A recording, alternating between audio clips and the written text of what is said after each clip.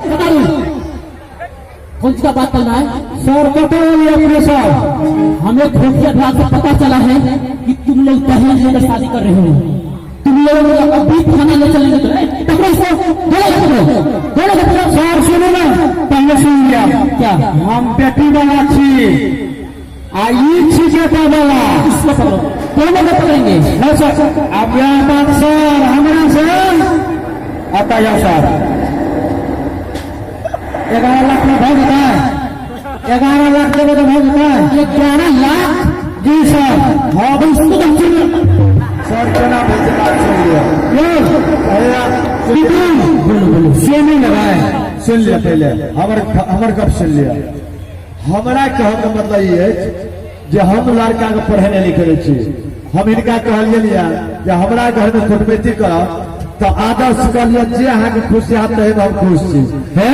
अगर लड़की अपांग छै टीचर से कैसे 11 लाख रुपया ले लिया, एक गाड़ी ले लिया, 5 मिनट फोन ले लिया, अब न जाने अब लड़की केना की छै। हाँ ये बात अरे कह रहा है 11 लाख हमें तो बोलिए सर। अब एगो गप हमरा कहूँ, बेटी वाला कहूँ ना लिया, यहाँ सबके प्यार सही कहलिया 11 भर सोना मांगला, चिंतन के चिंतन के सर